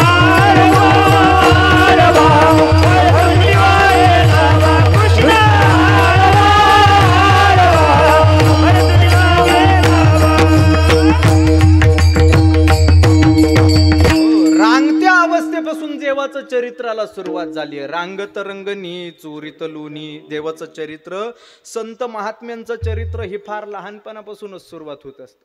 आपलं चरित्र, आपलं जीवन संपतं तरी चरित्र होत नाही का? ते विवेकाने जीवन जगले. दिवसे नैव तत्कुर्यात, येन रात्र सुखम वसे, पूर्वेसेही तत्कुर्यात, येन वृद्ध सुखम वसे. अशा प्रकारचं जीवन आहे. ते पूर्व काळामध्ये असं जीवन जगले का वृद्ध काळामध्ये सुद्धा त्यांना चांगली दशा प्राप्त झाली आहे. अशा प्रकारचं जीवन जगले म्हणून तर त्यांचे चरित्र होतात. आता आपले लहान पोरं बापाला वचन देतात की मी असं करेल तसं करेल, मी मोठं झालं की कलेक्टर होईल. आता 35 वर्षात झाला, त्याचं काय वांग झालं सगळ्यांना माहिती आहे. छत्रपती शिवाजी महाराजांनी 8व्या वर्षी सांगितलं होतं जिजाऊ माईसाहेबांना, मी स्वराज्य करून दाखवेल. आणि 16व्या वर्षी स्वराज्याचं तोरण बांधलं. पहिला गड जिंकला तोरणा छत्रपती शिवाजी महाराज वयाच्या 16व्याच वर्षी, फक्त 16व्या वर्षी. अशी चरित्र मोठमोठ्या महात्म्यांची लहानपणापासूनच सुरुवात होतात. देवाचं चरित्र रांगत्या अवस्थेपासून सुरुवात झालं. देवानी काय करायचं, देवाची खोडी जी होती ती पहाटपासून सुरुवात व्हायची. पहाटे 3 वाजता देवाने उठायचं. किती वाजता? 3 वाजता देवाने उठायचं. गवळणीच्या गोठ्यात जायचं, तिथं गायगुरं बांधलेले असायची. मग यांनी काय करायचं, खोडी त्या गवळणीतल्या गोठ्यातल्या गायगुरं सगळे सोडून द्यायचे आणि त्यांच्या जागी गाढव बांधायचं. काय गाढव आणायचे आणि बांधायचे. नेहमीप्रमाणे गवळण अंधारातच उठायची आणि ते दूध गाय दुहण्याकरता जायची. गोठ्यात गेली, गायजवळ बसली, दुहण्याकरता हात पुढे केला की गाढवानी त्याचं काम करायचं. गाढव काय करतं, लाता मारत, फुटल तो पखवास. लात मारायची तर पातीला एका बाजूला आणि ती एका बाजूला. अशा प्रकारची खोडी पहिल्यापासून सुरुवात केली. सकाळ झाली का ती कोणी केली लक्ष द्यायचं हे भगवान कृष्णाचंच काम आहे म्हटले. मग प्रत्येक गवळणीच्या घरात जायचं, काही ना काहीतरी खोडी करायचं. त्या गवळणींचं आलं लक्षात की हा रोज येतून आपल्या घर काहीतरी खोडी करतोय. सगळ्या गवळणींनी युनिटी तयार केली आणि यशोदेकडे गेले. यशोदे बाहेर आहे, तुझा हा जो कृष्ण आहे ना म्हटले हा खोड्या करतोय, आम्हाला त्रास देतोय. काय खोड्या करतो पहिलीने सांगायला सुरुवात केली.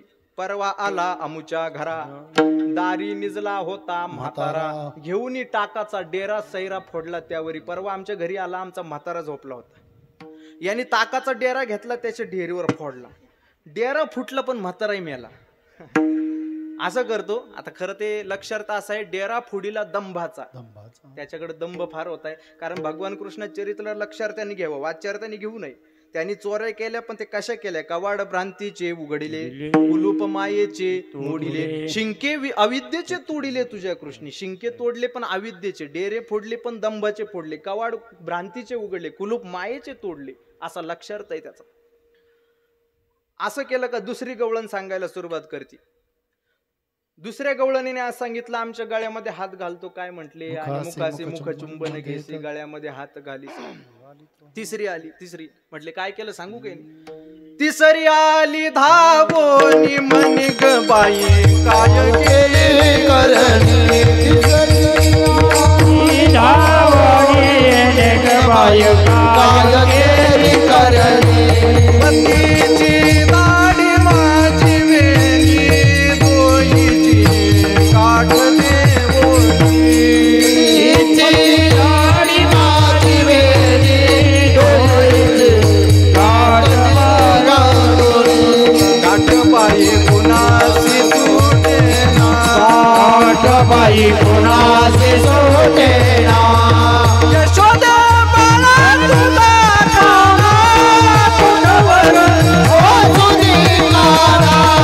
यशोदे बाळा तुझा काना, तुझ्यावर तुझी काना.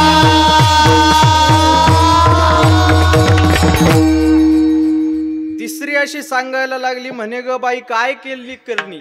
आमच्या घरी रात्री आला, कौलावरतून कौल सरकून मध्ये प्रवेश केला. यांनी काय केलं, आमच्या आहोंची दाढी मोठी, आहो म्हणजे पतिदेव, त्यांची दाढी लांब आहे, आणि माझी वेणी यांची गाठ बांधली, निघून गेला. सकाळी आता पूर्वीच्या गवळणी लवकर उठायच्या, म्हणजे महिला लवकर उठायच्या, पुरुष नव्हते उठत पूर्वी लवकर. पहिले महिला उठायच्या मग पुरुष उठायचे. आता ती नेहमीप्रमाणे थोडीसा अंधार असतानाच पहाटे पहाटे उठली तसं त्या बाबालाही झटका बसला आणि तिलाही बसला. पण तिला असं वाटलं की यानेच काहीतरी चेष्टा केली, कोणी नवऱ्यानी पहाटची. म्हटले का तुम्हाला काही कळतं का? अहो पहाटे पहाटे असं कुठं तुम्ही चेष्टा करता का? म्हटले मी काय केलं, तूच मला झटका दिला, हे तुला करणं बरं वाटतं का? म्हटले. मग शेवट नंतर भांडण झालं थोडंसं. नंतर कळालं की त्यांच्या याच्या दाढीची तिच्या वेणीची काय होती, गाठ दिलेली होती कृष्णाने. सकाळ झाली, सूर्योदय झाला, 9 वाजेचा प्रहर झाला, परंतु यांचं घर काही उघडाना. आणि पूर्वी असं होतं की सूर्योदय झाला आणि घर जर उघडलं नसेल तर मग काहीतरी शंका घेतली जायची. मग काय झालं तर सगळं ते गोकुळातले सगळे जमा झाले. पाय काय झालं, पाय काय झालं म्हटल्यानंतर एका पोराला सांगितलं, जाय रे वरती चढून वरून कौलं सरकवून पाय काय चालू आहे. हा वरती चढला, कौलं सरकवले, तर यांची खेचाखेची चालू होती. कारण यांनी कापायचा प्रयत्न केला, पण कापावं तर कोणाला कापावं? दाढीकडून कापावं तर गोंडा जातो वेणीला, आणि वेणीकडून कापावं तर गोंडा जातो दाढीला. आणि मग पाहिलं तर यांची अशीच धारा थोडीशी ओढाओढी चालू. यांनी पाहिलं कौलं सरकून आणि हसायला लागलं, आणि खाली हसत हसत झालं. काय रे विचारलं, काय रे काय झालं, का हसतोय? म्हटले काय नाही, सैराट चालू आहे मध्ये. म्हटले काय झालं? मग ते उघडलं, मग कोणी केलं ते कळालं, भगवान कृष्णानेच केलं. अशा सगळ्या गवळणींनी एक एक खोडी सांगायला सुरुवात केली. सगळ्या गवळणी म्हटले ते यशोदे गोकुळी राहावे का जावे, आम्ही राहायचं का जायचं इथून निघून. त्यावेळेला कृष्ण आला. भगवान कृष्णाने यशोदेला सांगितलं, आई यांचा जर आरोप असेल मी खोड्या करतो ना, यांना विचार तुमच्या घरी खोड्या कधी करण्याकरता येतो. त्या गवळणींनी सांगितलं, हा रात्री येतो म्हटले, चोऱ्या करायला खोड्या करायला रात्री येतो ना. मग आता आई तूच सांग, अगर रात्री येतो हे म्हणतात, पण तूच मला सांगितलेलं आहे का तुला लघुशंकेला जायचं असेल तरी मला सांगून जाय, कारण रात्री बाहेर भोकाडी बॉ असतो, असं तूच मला सांगितलं. बरोबर आहे ना? म्हटले बरोबर आहे. मग आता रात्री जर मला तिकडं जायचं असलं तरी भोकडी बुवाच्या भीतीने मी जात नाही, तुझ्या जवळच झोपतो, मी यांच्या घरी जाईल का? म्हटले बरोबर. मग काय बरोबर आहे सांग ना यांना. मग झाला सुप्रीम कोर्टाचा निर्णय गवळणींच्या विरोधात. म्हटले असं नाहीये, तुम्ही खोटं बोलताय. म्हटले तुम्ही याला रेड हँड पकडून दाखवा. गवळणी म्हटलं ठीक आहे, आम्ही याला रेड हँड पकडून दाखवतो. पण एक गवळण म्हटली थांबा, म्हटले तुम्ही काहीतरी तिला तोंडाने बोलू नका. Red hand. अहो रेड हँड कसं पकडायचं? हा ब्रह्मविद्येचा जनिता गे, हा ब्रह्मविद्येचा जनिता, हा ब्रह्मविद्येचा जनिता गे, हा ब्रह्मविद्येचा जनिता.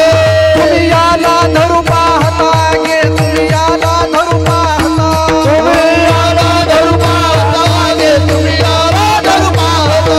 हा कैसा येईल हाता गे गोकुळच्या दारी, हा कैसा येईल हाता गे गोकुळच्या दारी. याला धरणार? हा ब्रह्मविद्येचा जनिता, हा ब्रह्मविद्येचा जनिता आहे. तुम्ही याला धरू पाहता गे, हा कैसा येईल हाता गे, हा हातात कस काय येईल? मग नाही म्हणे प्रयत्नच करायचा. मग सगळ्या गवळणी राखण बसायच्या घरावरती, सगळ्या गवळणी राखण बसायच्या. एक गवळण होती, भगवान कृष्ण आली, कृष्णाने थोडस वाकडी नजर करून पाहिलं, कृष्ण पाहू नको, हे बाय तंगडच तोडील, यायचं नाही. गवळण मंथन करण्याकरता डेऱ्यात मंथन करण्याकरता लागली. मग एक दिवस असं झालं की एक गवळण मंथन करते करते लोणीच वरती यायला, डेऱ्यामध्ये लोणीच वरती यायना.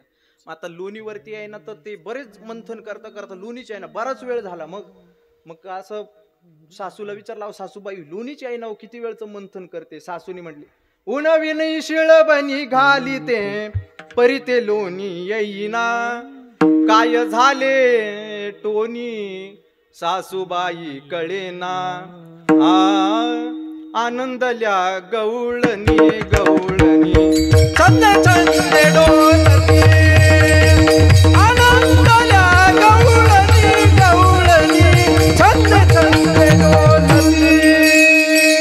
आनंदल्या गवळणी गवळणी छंद छंद डोले. आनंदल्या गवळणी गवळणी छंद छंद डोले. सासूबाई सगळं केलं, पण मला असं वाटतंय काहीतरी टोनी झाली. आता बायानं लगेच वाटतं काहीतरी टोनी झाली. गुरुजी काय बोलले, गुरुजी माझ्याकडे पंचांग पाहिले, एक बाई आली, तर तिचा प्रश्न काय होता माहितीये का? म्हटले बाबा माझी पूर्णाची डाळ शिजत नाही. म्हटले हा तिचा प्रश्न होता. आता मी काय उत्तर द्यावं? हा तुरीची टाकत ते उत्तर द्यायला तुम्हालाच बोलवावं लागेल. पूर्णाची डाळ शिजत नाही. म्हटले विचारावं काय? एक जणाचा फोन आला, म्हटले बाबा माझी मांजरच पळाली हो, 7 दिवसापासून मांजर नाही, दुसरी पाय मांजर, बाबाला कशाला त्रास देते? काहीतरी टोनी झालं असं तिला वाटलं, लोणीवर यायना. पण टोनी अशी का, मग ती सासूनी काय केलं की तिच्या डेऱ्यात हात घातला, पाहिला असं तर त्याचा कृष्णाचं जावळच हातात त्याच्या वरती काढला. कारण हाय ना, बोलता चालता इतक्यामध्ये हरियाला, कवनेही नाही देव दृष्टीने देखिला, सूक्ष्म रूप धरून डेऱ्यात प्रवेश आला. त्याने सूक्ष्म रूप धारण केलं आणि डेऱ्यामध्ये शिरला होता. मधल्यामध्येच लोणी खायचा, काढला बाहेर. आता रेड हँड पकडला. मग आता त्यांनी सासूने हात धरलाय, भगवान कृष्ण रेड हँड पकडलेला आहे, अंगाने सगळं शरीर लोण्याचं झालेलं आहे. भर चौकातून, आता पूर्वी त्या पदर जो बायांचा होता तो इथपर्यंत असायचा, जग दिसत नव्हतं त्यांना, काय पुढं काय चालू काहीच दिसत नव्हतं त्यांना, इथपर्यंत पदरच असायचा. याचा हात पकडलेला आहे तिने, चालले चौकातून शिव्या देत चालले, चोर कुठला लबाड कुठला कळत नाही, बोका चोऱ्या करतो. या भगवान कृष्णाने सांगितलं, आजी माझा हात कवळा आहे, थोडासा ढील द्या. असा ढील द्या. तिलाही वाटलं जाऊ द्या कवळा हात म्हणून तिने ढील दिला. यांनी मायेचं आवरण टाकलं आणि तिच्या नवऱ्याचाच हात हिच्यात दिला. कृष्ण गेला पळून. आता ही चौकातून शिव्या देत चालली, चौकातून कोळपेवाडीच्या बाजारातून. बोका चोऱ्या करतो, दही खातो, लबाड कुठला, भामटा कुठला, कुत्रा, अशा शिव्या देत चालली. यशोदेच्या त्या अंगणात गेली. यशोदे बाहेर ये, बाहेर ये. काय झालं?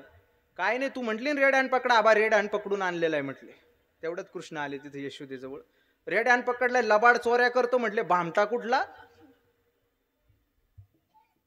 तू म्हणते ना माझा कृष्ण फार सज्जन आहे, हा बाय पकडला म्हटलं. की यशोदा म्हटली बाई थोडस पदर वर कर. तिने पदर वर केलं, पाहिलं तर तिचाच नवरा तिच्या हातामध्ये होता. अशा अनंत प्रकारच्या खोड्या देवानी केलेल्या आहेत. त्या खोड्याचं वर्णनही होऊ शकत नाही. तुझ्या खोड्या सांगू किती, महिपत्र सिंधू आटे, महिपत्र सिंधू आटे, पण त्याच्या खोड्या संपणार नाही. इतक्या अनंत प्रकारच्या लीला त्याने केलेल्या आहे. आणि मग सगळ्या गवळणी जर्जर झाल्या. शेवट यशोदेने सांगितलं, अरे ते तुझ्या घरात काही कमी आहे का, काय उणे का करीतोशी चोरी, तुझ्या घरात काही ऊन आहे का, कमी आहे का, कशा करता चोरी करत जातो, इथं दही दूध खाय ना तू, तुला जेवढं पाहिजे तेवढे देते. आणि मग एका बाईने येऊन सांगितलं, म्हटले का ग हा कृष्ण फार त्रास देतो ना, काही आटपत नाही, काही नवस पाणी केलं का. म्हटले नवस पाणी नाही बुवा. काही शहाजापूरला जाऊन आली का नाही. म्हटले नाही, तिथंच जायचं राहील. ती गवळण गेली शहाजापूरला. कोणाकडं, कैवल्य गुरुजींकडे. आणि मग कैवल्य गुरुजींनी तिला सांगितलं का तुम्ही गणपतीचा उपवास करा. असं ऐकलं तिने. तुम्ही म्हणा कैवल्य गुरुजी तेव्हा होते का. मग जेवढे झाले अवतार कैवल्य त्यांचे बरोबर. ती गवळण आली, तिने गणपतीचा उपवास केला आणि गणपतीला प्रार्थना केली की माझ्या मुलाच्या खोड्या कमी होऊ दे. मग गणपती, आता गणपती देवही यांनीच बनवलाय. जयापासून सकळ महिमंडळ हे झाले, जेने हे विश्व निर्मेले, महर्षी देवा ते संस्थापिले, 21 स्वर्गाते धरिले सत्ता मात्रे आपुल्या. त्याच्या सत्तेने सगळं जगत बनलेलं आहे. मग गणपतीचा मान म्हणून एक महिनाभर खोडी बंद. प्रचिती आली यशोदेसी, प्रचिती आली यशोदेसी, प्रचिती आली एक मास देवे खोडी नाही, एक मास देवे खोडी नाही, एक मास देवे खोडी नाही, एक मास देवे खोडी नाही. प्रचिती आली यशोदेसी, प्रचिती आली यशोदेसी, प्रचिती आली यशोदेसी. एक महिनाभर खोडी बंद केली. एक मास देवा खोडी नाही केली, प्रचिती ती आली यशोदेव. यशोदेला असं वाटलं की गणपती नवसाला पावला, गणपती पावला नवसाला. मग नवस फेडण्याकरता हिने 108 मोदक केले आणि मग कृष्णाला घेऊन गणपतीच्या मंदिरामध्ये देवांनी नवस फेडला. पण राहिली अगरबत्ती. म्हटले मी घरी जाऊन अगरबत्ती आणते, म्हणजे धूप आणते. धूप आणण्याकरता गेली तर या भगवान कृष्ण गणपतीलाच दाटवायला सुरुवात केली. का रे मोठ्या पोटाच्या. म्हटले खायचं का तुला मोदक. नाही नाही नाही तुम्हीच खा. त्याला घामच फुटला. ते भगवान कृष्णाने सगळे मोदक खाल्ले. गणपती उचलला तसा पोटात टाकला. गणपती गायब जागेवरतून. यशोदा आली, पाहिले तर मोदकही नाही, गणपती नाही. अरे देव कुठं गेला, मोदक कुठं गेले. म्हटले आई काय सांगू, मोठ्या पोटाचा उंदरावर बसून आला. म्हटले मोदकही खाल्ली म्हटले त्यांनी सगळे, आणि मलाही भीती दाखवत होता. म्हटले तसाच गेलाय निघून. म्हटले काय सांगावं तुला. मग तिला त्याची प्रचिती आली की हे दुसरं तिसरं कोणाचं काम नाही, हे देवाचंच काम आहे. असं आहे. खोड्या खूप झाल्या ना, मग आता त्याच्यापेक्षा बाबा तू घरी राहण्यापेक्षा शाळेत जाय. उद्या जाई राणा सवे घेऊन शाळेमध्ये जाय. त्याला गाई गुरं दिले, सगळ्या गोपाळ गवळणींना त्याच्यावरती पाठवलं. जाय म्हटले शाळेमध्ये जा. यांनी वनात गेला आणि वनातही अनंत प्रकारचं चरित्र आहे. आता देवाचं चरित्र. गिळिता आगासुरून सूर चिरुने टाकीला वो. आगासूर मारले, बकासूर मारले, बरेच देवाने तिकडे पण पराक्रम केले. आणि मग काय झालं, त्यांनी खेळ खेळायला सुरुवात केली. हा मामा, विटी दांडू, चेंडू, लगोरा, नाना परी, आबक दुबक तिबक, त्रिगुण खेळ मांडली, असे अनंत प्रकारचे खेळ त्यांनी त्या ठिकाणी खेळलेले आहे. आता मात्र एक गवळण म्हटली, देवा आपल्याला लपंडाव खेळायचा. दुसरी गवळण म्हटली, बाबा लपंडाव नको. अरे कृष्णा कैसी खेळू लपंडाव, अनंत लोचनी तुझे देही, तुझ्या देहाला अनंत लोचनी लपंडाव कसा खेळायचा. सगळे म्हटले खेळ नको, आता खांदी भार पोटी भूक, काय खेळायचे सुख, काय खेळायचं आता, भूक लागली पोटाला. मग सगळ्यांच्या शिदोऱ्या एकत्र केल्या आहे. सगळ्यांच्या शिदोऱ्यांचा तो काला बनलाय. जीव ब्रह्माचा ऐक्य म्हणजे खरा काला आहे. त्या ठिकाणी भगवान कृष्णाने सगळ्या जाती धर्माला एकत्र केलंय आणि त्यांचा काला बनवलेला आहे.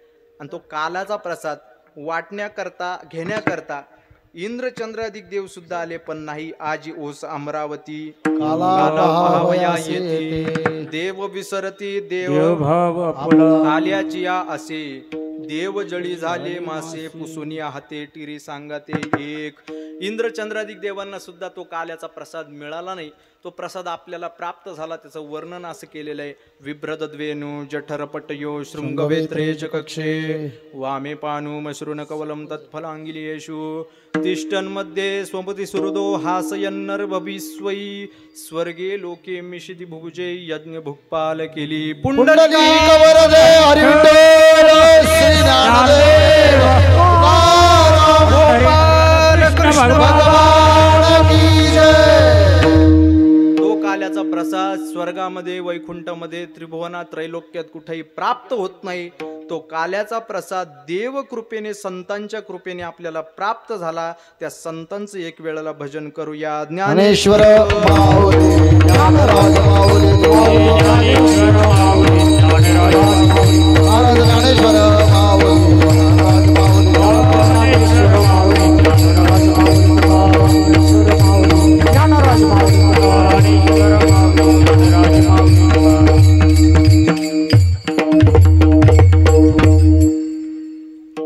काही कोणाला सूचना द्यायच्या आहे नाही, का? खंडित नाही ना? करा. शिंके लावियले ले दुरी होतो तिघाचे बरी मला पहिले काठी द्या. काठी हा, ती फुटल का ते? फुटल ना. शिंकेला वेले दुरी होतो तिघाचे वरी होतो तिघाचे वरी होतो तिघांचे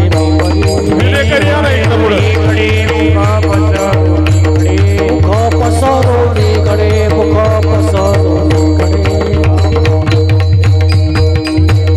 चाको पराये वाले दोरीकडे भुक पसरो कामणे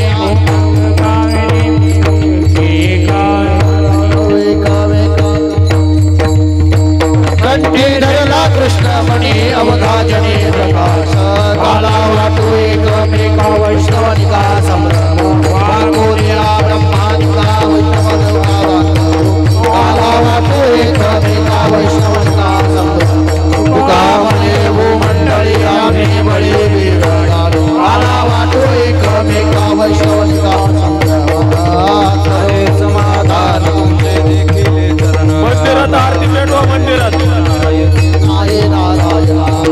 सुरवाडीपणे सापडले आता उदावे श्री म्हणाई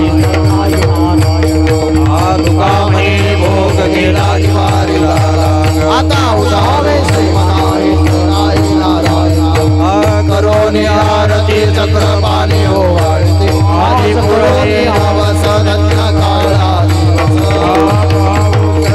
पुण्यवंत तोही काळाची पुरले नवस धन्य काळा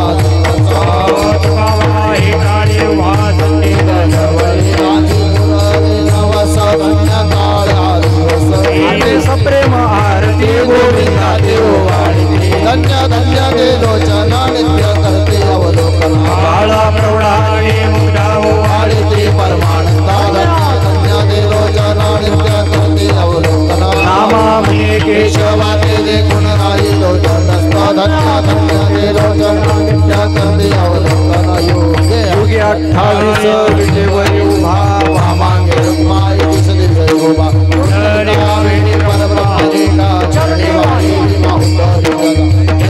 जय देव जय पांडुरंगा हरि पांडुरंगा रुक्माई वल्लभ राहित वल्लभ भावी जोडगा तुळसी माळ गळा करणे उडकटी कासे सांबर पसुरता